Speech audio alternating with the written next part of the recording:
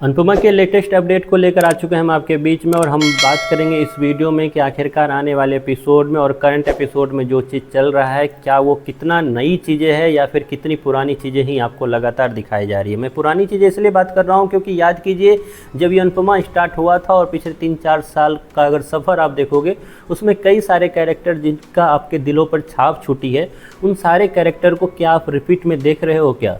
तो अगर आप इसके लिए टटोलोगे मन को तो ज़रूर इसका आंसर आपको हाँ में मिलेगा, क्योंकि अगर आप राही को करंट में देखोगे तो आपको अनुपमा नज़र आएगी, आप प्रेम को अगर देखोगे तो आपको वनराज से मिलता जुलता कैरेक्टर नज़र आएगा, और वहीं पे अगर आप माही को देखोगे तो आपको वो काव्या की झलक उसमें दिखाई देगी।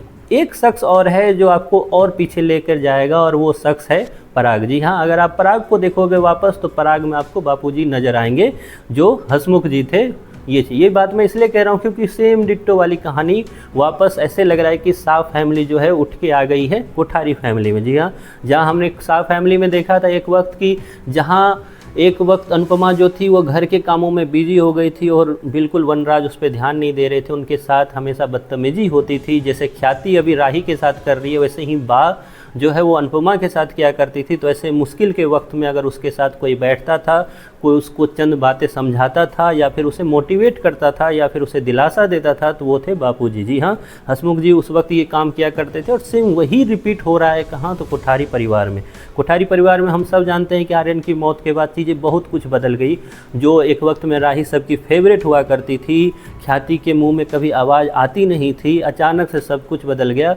राही जो है सबकी फेवरेट से हटकर वो काफ़ी ज़्यादा हेटेड पर्सन बन गए अचानक से कोठारी परिवार में। तो वहीं पे ख्याति अब बिल्कुल हो गई है महारानी के समान और वो उन सारे चीज़ों पर इग्नोर मारती है जहाँ जहाँ राही रहती है। लेकिन ऐसे वक्त में सेम यही सिचुएशन जब अनुपमा के सामने था तो ऐसे वक्त में वहाँ पे हसमुख मतलब बापूजी काम आते थे उनके, तो ऐसे वक्त में यहाँ पे राही के काम आ रहे हैं कौन?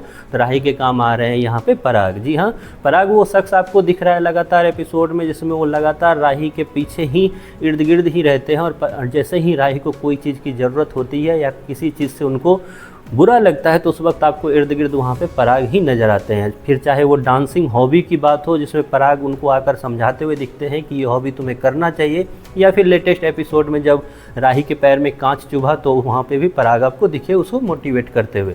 तो कहीं ना कहीं सीरियल की जो स्टोरी है वो घूम फिर के इर्द गिर्द ही चलती आ रही है। तो क्या इसका मतलब ये तो नहीं कि अनुपमा का सीन ही ख़त्म होने वाला है?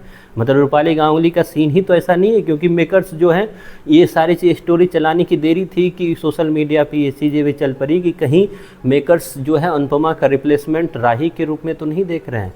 इस चीज़ को लेके भी काफ़ी डिस्कशन हुई, लेकिन राजन शाही ने नॉर्मली आकर सामने बोल रखा है कि अनुपमा में रूपाली गांगुली के बगैर अनुपमा की पूरी तरह से इमेजिन भी नहीं की जा सकती। लेकिन खैर ये तो उन्होंने बोल दिया, लेकिन ये ज़रूर मानना पड़ेगा कि एक ही स्टोरी आपको रिपीट करके दिखाई जा रही है, पहले शाह परिवार अब कोठारी परिवार।